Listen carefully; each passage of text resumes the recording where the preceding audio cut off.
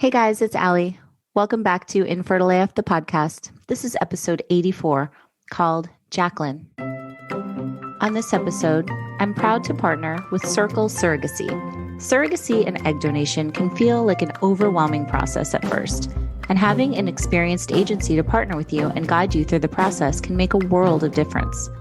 Surrogacy and egg donation has been making parenthood possible for 25 years, bringing more than 2,200 babies into the world. What sets Circle apart from other surrogacy agencies is that almost half of the staff have personal experience as a surrogate, a parent through surrogacy, or as an egg donor, or has grown their families through IVF or adoption. They are passionate about helping others achieve their dreams of having a baby because they've been there themselves. Circle provides exceptional knowledge and experience, fixed costs and financing, and the highest success rate in the business. Learn more at circlesurrogacy.com and follow them on social media at Circle Surrogacy. Thanks, Circle. Today's episode is sponsored by PROOV's new Predict and Confirm kit, which helps you both predict your most fertile days and also confirm successful ovulation. You all know how much I love products that were made for women by women, and PROOV is no exception. It was invented by infertility veteran and PhD scientist Amy Beckley, whose own infertility journey lasted 3 long years and included 7 miscarriages. When Amy finally uncovered the cause of her trouble conceiving, a luteal phase defect, which meant she wasn't ovulating properly, she finally got pregnant with the help of her doctor and a simple supplement. PROOV's Predict and Confirm is a dual hormone kit that has 15 LH tests and 5 PDG tests. Each kit has enough strips for 1 full cycle of tracking. LH is important for predicting peak fertility, so you know the best time to try. Also, testing PDG days 7, 8, 9, and 10 past peak fertility can confirm if successful ovulation has occurred. PROOV's Predict and Confirm kit can give you the full picture on ovulation. It's the perfect fertility hormone tracking pair. Get ready to become an ovulation pro with PROOV, Predict and Confirm. Get yours at PROOVtest.com.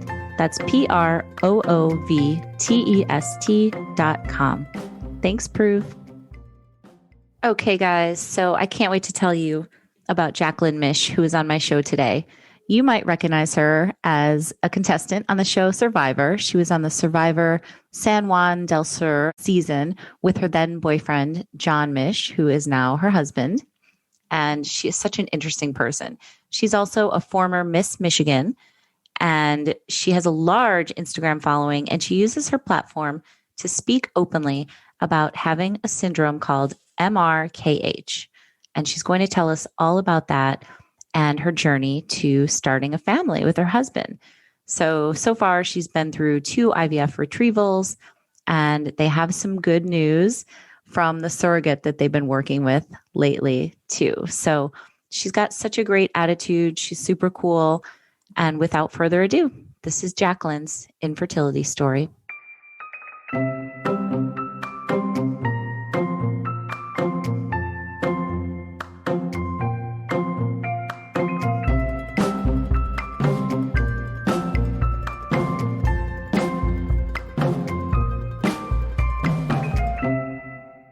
Jaclyn, it's so good to talk to you. Thank you so much for being on my show.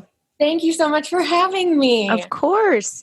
So I want to start with your Instagram because when you agreed to be on the show, I started stalking you and there's so many great posts, but one of them that literally made me just like almost burst into tears was a recent one where you guys are holding a board and it says, OMGG, it's working. And it's the 2 beta numbers, pregnancy test numbers, obviously. So that just made me, I don't know, the emotion in your faces and all that stuff made me have all the feels. So first of all, thank you for being so public about what you guys have gone through and what you are going through. And I would love to just kind of start at the beginning. So tell me about yourself and when you decided that you wanted to have kids and what happened after that. Yeah. Oh my gosh. It's been a journey. So, oh my God, that beta post though, when I was putting the words on the letterboard, I didn't know what to like proceed it with. because I didn't want to say, we're pregnant, but I kind of did in the caption, but it was almost just like, okay, what am I feeling? I'm feeling that it's working. Like, I'm just like shocked that it's working finally. Yes. I think that those are the words that really resonated with me too, because I remember, after my really long 4-year journey to have my son, my secondary infertility, I thought that same thing. I was like, I don't feel comfortable saying I'm pregnant right away, but I was like, it worked. It worked. It's working. So I don't know. That just really hit home with me. And I'm like looking at it now and getting chills again. Oh my gosh. Yeah. Every day I'm like kind of pinch me moment. So we just had our first heartbeat ultrasound, but I guess we could start at the beginning. We've been on my journey started when I was 16. So I'm 32 now. It's been a while, but I was diagnosed with MRKH syndrome, which basically means I was born without a uterus, cervix, or an upper vaginal canal. So this happened because I never got a period, and my mom was like, okay, what's happening? So she took me to her OBGYN, and then they sent me to another OBGYN, and they're like, something's not right. They tried to do a pap smear, but like they couldn't get the tool in all the way, being frank here. But then they sent me to a third OBGYN, and they didn't know what it was. And we're in Metro Detroit, we're not in like some foreign land that doesn't have medical care. So then they referred me finally to the University of Michigan, where I saw a development of sexual disorder specialist. Wow. And that's when they diagnosed me with MRKH syndrome. So it occurs in 1 in 5,000 women globally. And they still don't know why it happens, but they do know it happens in the mother's in utero. So it happened within the first trimester of my like development.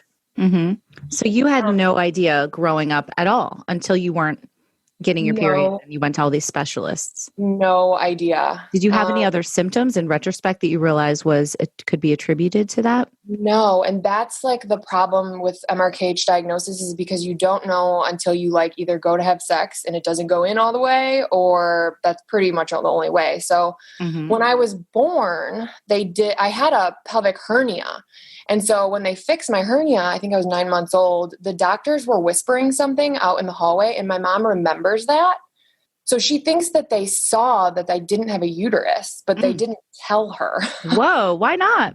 Yeah, right? I don't know. I have no idea. But so yeah, MRKH is kind of, oh my gosh, the first 15, 16 years of your life, you have this whole idea of you're going to have a baby bump, and I was playing with babies. And then my diagnosis was you can't carry your own baby, and you need to either dilate or have a vaginal reconstructive surgery to have sex. So I'm like freaking out. I'm like, am I like a transvestite? Like, am I intersex? What am I? It's just like the whole, I don't know what to think. And I was, when you're 16, it's already fragile age. I just wanted to fit in with my friends, and I had a boyfriend, and, just the whole 16-year-old confusion thing. So, right. So how did you deal with that? Were you able to find like a group or something, or other people that had this diagnosis, or like what happened? No. So I kind of just hid it for years. I didn't talk about it with anyone. I opened up a little bit in college to my roommates, basically like drunk nights, like, you guys, I can't have kids. And, But were you able, sorry if this is too much, but were you able to have sex? I mean, okay. Yeah, let's go back to that. So I chose to dilate. So that is the number one treatment in the United States, dilation, because you're not like taking out any skin, you're not doing a skin graft or anything, and all feeling is still there. So I dilated. It usually it's different with everyone. Everyone's born with a different length, but it only took me maybe 2 months with the dilator. You literally just like hold it inside you. And it was so awkward. But my boyfriend, like I wanted to have sex with my boyfriend, and then we just started having sex and everything was fine. Okay. So I haven't had a problem since then, and it's been like 16 years. But the problem was he was cheating on me too. So that sucked mentally. Oh God. Yeah. So wait, okay, I just want to get a little detail because I don't know anything about this. And I'm sure there's people probably listening that might have this and have never heard anybody else talking about it. So what do you hold inside, and for while you're having sex, or like beforehand, or like how does it work? So it's basically like you are stretching the skin. So think about like childbirth. It's like really stretchy skin down there, So it's like, it's not a dildo, but it's a medical, like it's literally a prescription, and it's just a plastic tool that you just hold in, and you apply pressure, and it just elongates it and stretches it. And so Okay. this is all under care of a doctor. You have to go in like every 2 weeks to make sure you're doing it at the right angle. Gotcha. Yada, yada, yada, yada. Okay. So traumatizing for a teenager, right? Wow. Like, That's a lot. That's a lot. Yeah. And, I'm just grateful I'm born in the United States because depending on what religion and culture you're born in, like, you're not allowed to do that. Wow. Yeah. So, yeah. Did you ever find anybody else along the way that had the same thing as you? Yeah. So flash forward to 2013. This is like so random. I am 6 foot tall. I played sports my whole life. Yeah. And I decided after I graduated college that I wanted to enter a pageant, which is like seriously so random. My whole family was like, what are you doing? And so I entered Miss Michigan USA in 2013 and I ended up winning. Yes, you did. And I was like, oh my God, what does this mean? Now what? So like 2 months into it, I went to the director and I was like, so I was born with this syndrome and it's kind of like a secret. And I told her about it and she's like, oh my God, you should, if you're comfortable, like talk about this because you can connect with people and, make the world a smaller place. And I'm like, oh my God, I'm going to do it. So my basically coming out party was a local ABC station in Detroit. And they came to my house. They interviewed my mom and dad. We talked about MRKH. I partnered with the Beautiful You MRKH Foundation. And that community has grown so much since its inception. So I emailed them to partner like 2 months before they became a registered 501c3. And so we've partnered with University of Michigan for MRKH days. And I've spoke at Boston Children's Hospital. And it's grown so much since the 2012, 2006 days when no one talked about it and there was no internet to connect with anyone. Like, I remember my mom searching articles and it would just be like scholarly articles about MRKH. And it was like, what is that? Right. But nothing you could relate to, right? Just like medical jargon and like, totally. Okay. Yeah. That's so awesome that you came out and were able to talk about it. Think of all the people you've helped just doing that alone, It was so scary the first time because the second article after that was Miss Michigan born without a vagina. Oh God. Where was that? Like the Inquirer, one of those like dirt. Gosh, I think it was like Business Insider. Oh, wow. Like so random. So yeah, I mean, the community, I've gotten more positive than negative feedback, I would say though. Yeah, that's good. And it's like, after you get past it and you kind of learn to accept yourself, it's like, okay. Right. Yeah. So the kid part is the other thing. So okay, yes. So let's fast forward to that. So when did you meet your guy?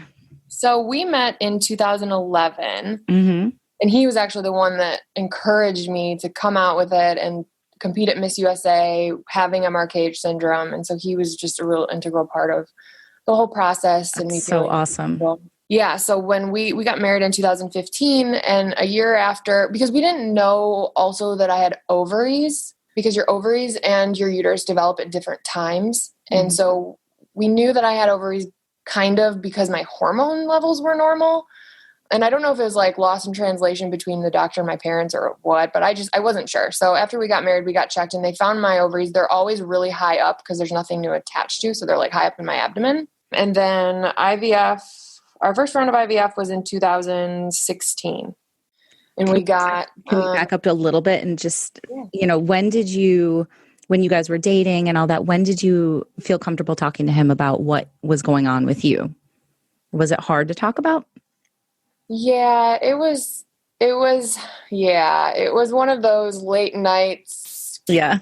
You can't love me because I can't have kids conversations and I'm crying. And he's like, it's fine. We'll figure it out. Like, there are other ways. So he was great about it from the beginning. Oh, that's great.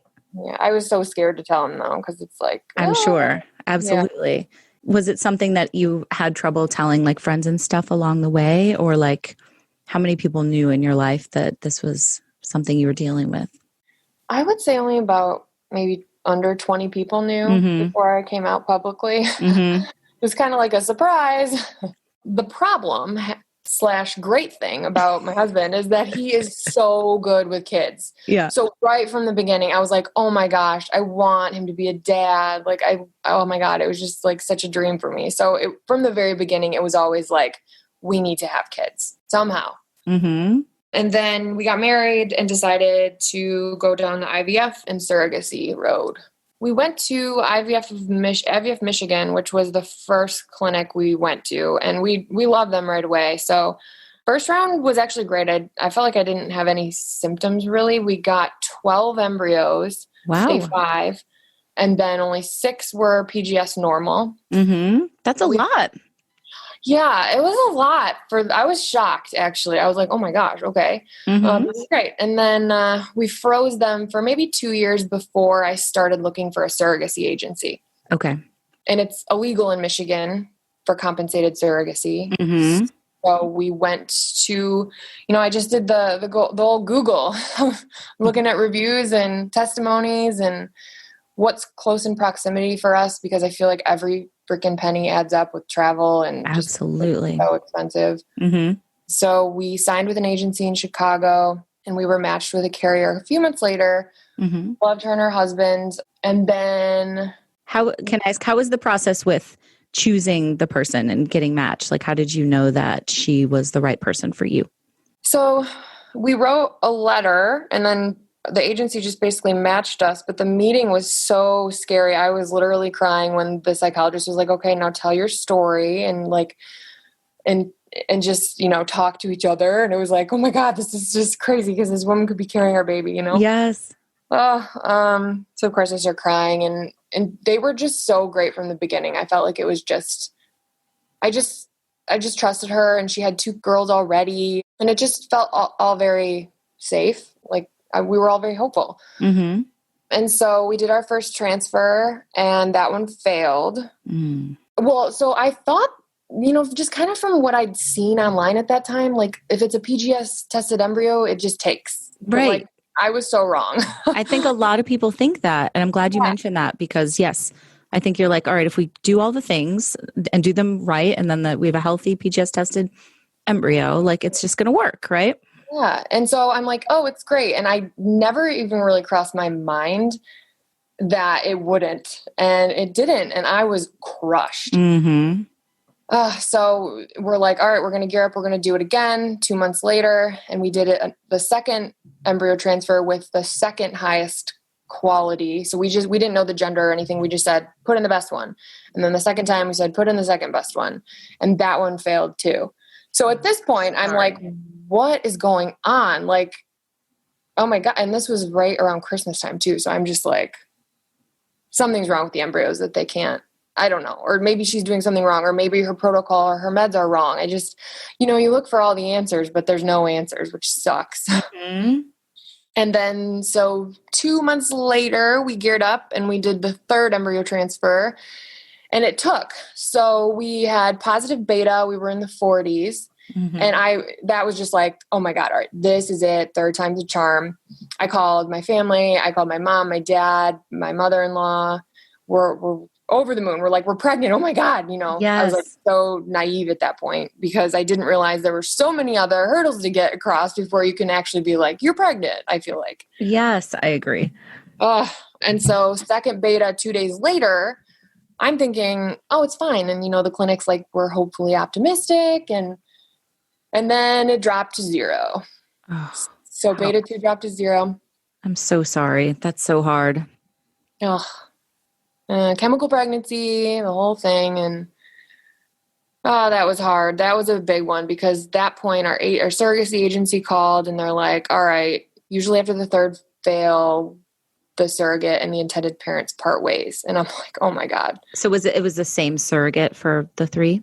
Yep. And wow. So we lost her and 3 embryos. Mm-hmm. And in order to rematch us with another surrogate, it was like $10,000 fee. And I'm like, we don't have the money to do this. Oh my God. So can't you just waive the fee, guys? Like after all you've been through. Right. Oh gosh. Yes. And so we kind of lost touch with the agency and we're like, let's do another round of IVF. So that was our plan. We're like, maybe something happened when we transported them by car to Chicago. Like maybe something happened. Mm-hmm. I don't know. We were thinking of anything to, mm-hmm. And were you feeling at this point this is so much already to have gone through that you just didn't want to give up? Like, what were you feeling in terms of wanting to be a mom? And like, what were you going through emotionally at Oh this my point? gosh. Good question. Yeah, this was probably the lowest point of my life. Like I was also switching careers. So it was very, what is my point of being a human? Like I'm just literally sobbing in the shower. Like I found no life motivation. Like it was really hard because I didn't know if I would ever be a mom this way. And I was coming to terms with the fact that we might have to just be at peace with it and stop and then maybe go the adoption route. Mm-hmm. And what about John? Like how did it affect him and your relationship too? I was honestly kind of frustrated because it hit me so much harder than it hit him. Mm-hmm. And I think it's just because of everything I had gone through. And I would be like, why don't you care? And he's like, I do care, but I'm staying hopeful and positive that we'll figure it out. Right. And so, yeah, it took me, maybe 6 months to feel okay again. Mm-hmm. Yeah, low point. I think that's one of the hardest things with, going through this with when you're in a relationship and not reacting the same way sometimes. And, oftentimes it hits the women a lot harder than it hits the guys. And I had that too, where it's just like, why is this? Not that it wasn't a big deal, but it's just a different grieving process. You're like, why aren't you like sobbing on the bathroom floor? Totally. Yeah. And I feel like just as women, it's just so innately connected to our being. Like, and for men, it's just like, oh, well, I'm not the one having it. Yeah. Like breathing it, I guess. I don't know. Yeah. So that was a low point. So I finally got my life together, got my new career on track in wine. And then in talking about everything we'd been through the past year with the agency and the failed embryo transfers, a family member offered to carry for us. Wow. And so we were like, holy shit. Yeah. She is perfect. This is a dream come true. Oh my, she already has 3 kids. Like, it's perfect. She was. And what did she say? Do you remember? Did she like call you, or was it like an email or in person or what? Well, she had always been such a supporter of me going to study wine in Napa and like just girl power. And she has her own business and so this was basically like a drunk wine night. And we were saying goodbye after like me just kind of spilling my guts about what's been going on. And she was like, I think we were at our kitchen counter and she was like, I'll do it. And I was like, are you serious? She's like, yeah, I've actually already talked to my dad about it. And I've like been thinking about it for a long time. And I'm like, that would be like a dream come true. Right. Mm-hmm. And so she's like, let me talk to my husband and then we'll regroup. And so he was on board and yeah, it was just, such a blessing. That's amazing. So at that point we were like, all right, let's do IVF again. Mm-hmm. Let's see what we get this time. It's been 4 years since the first one. And how old were you at this point? I was 26 at the first time, and I was 31 the second time. Okay. So still like super young, right? I mean, this is a lot to have gone through already. Yeah. Right. I'm like, oh my gosh, I feel like I'm unleashing all my crap right now. Good. Get it out. Okay. So yeah, we did IVF again. Same clinic. The doctor was like, why didn't these take? I don't understand. Let's do it again. And so we got 2 PGS tested this time. Mm-hmm. And we only got 11 eggs. And I was just like shocked. I was like, oh my God. I started crying when I woke up from anesthesia from the egg retrieval. I'm like, oh my God, we only got 11. Because how that number dwindles. Yes, absolutely. And so 2 PGS tested. And then about, I think it was like 6 months later, we were gearing up for embryo transfer. But that's when COVID was kind of in its peak in March. So we postponed everything a couple months. And we were all just like, all right, it's now or never. Let's just do it. Mm-hmm. So embryo transfer was just this past August 21st. Was it nerve-wracking to not be going through an agency, or did you like get a good lawyer and you guys felt pretty comfortable about it, or like? We didn't do any of that. Mm-hmm. Okay. We didn't have a lawyer. We don't have a psychologist. We don't have like anything, but she's just family, like on John's side. So it's kind of like, well, this is great because we don't have to spend so much money this time. Yeah, that makes sense. That absolutely makes sense.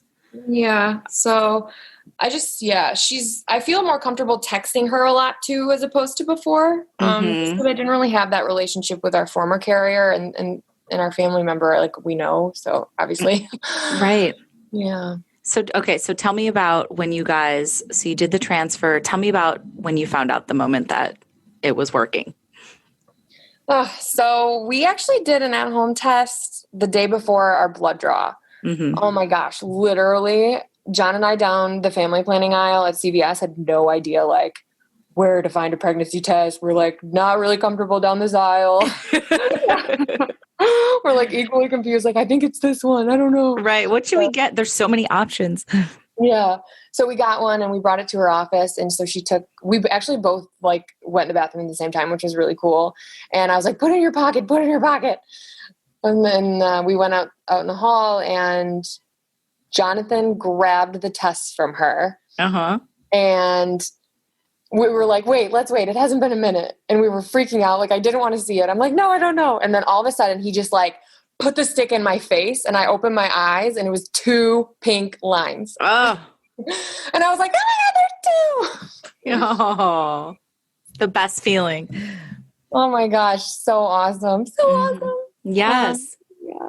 And then the next stick, the digital one said yes. And so we're all excited. And then the next day we got beta and the numbers were great. And then the second beta and those numbers were great. And we're like, oh my God, it's working. Like, it's literally working. It's so crazy. Such a crazy feeling. It's so amazing. So how are you feeling like right this very moment? So how far along is she? She's 7 weeks and 2 days. Okay. That's amazing.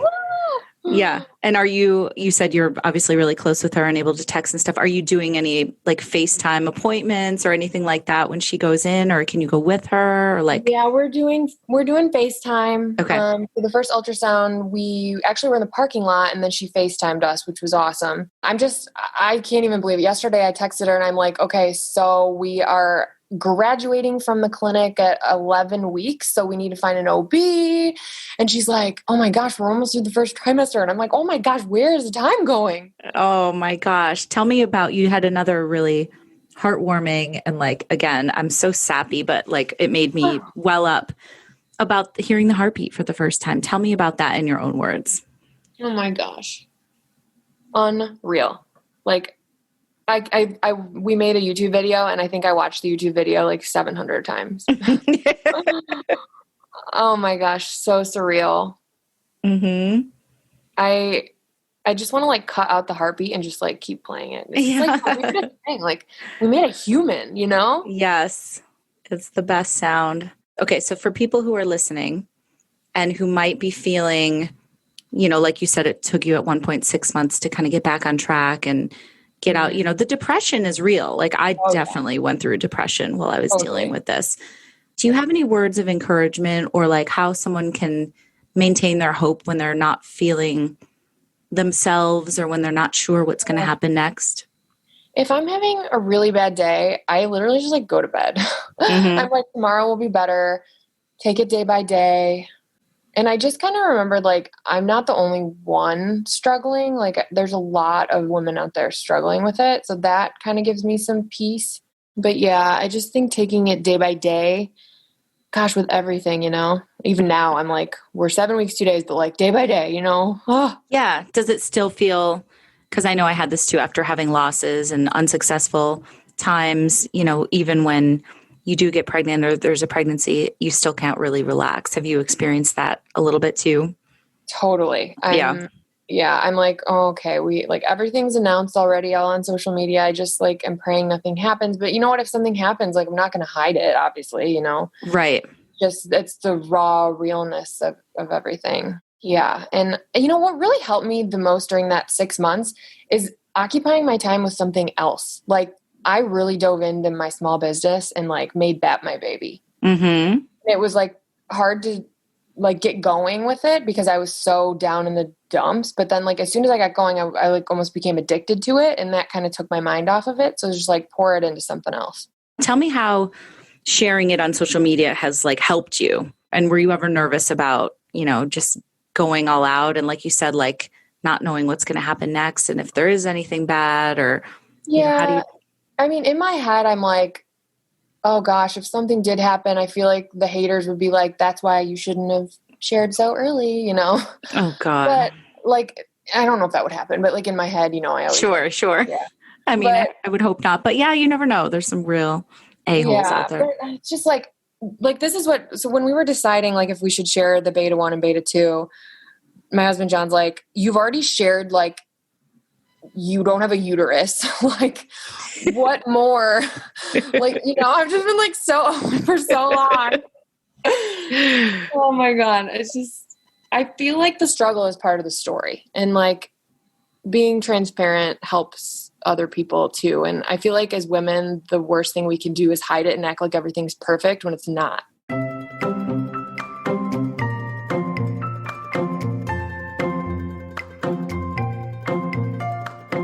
Okay, thank you so much for listening to my interview with Jaclyn. And Jaclyn, you are such a doll. Thank you so much for your honesty and for talking about your syndrome.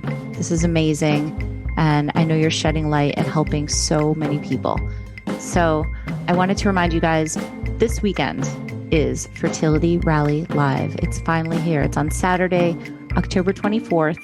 So you can still get tickets if you go to fertilityrally.com. There's a link, and we have $10 off if you use the promo code RALLYWITHUS. Also, the best part is that even if you can't watch it live or be there on Saturday, you have 30 days where you have full access to the entire event. So you can go into any of the talks. We've got 17 breakout sessions, 2 panels, 2 keynotes, and a bunch of other surprises. So it's going to be really, really awesome. We've been planning it for months. We really hope to rally like mofos with you guys there. We also have a happy hour at the end of the day and a VIP after party. So it's going to be an awesome event, a celebration of this amazing infertility community and all the wonderful people in this horse club with the best members. So hope to see you guys. Thanks so much. Talk to you next time.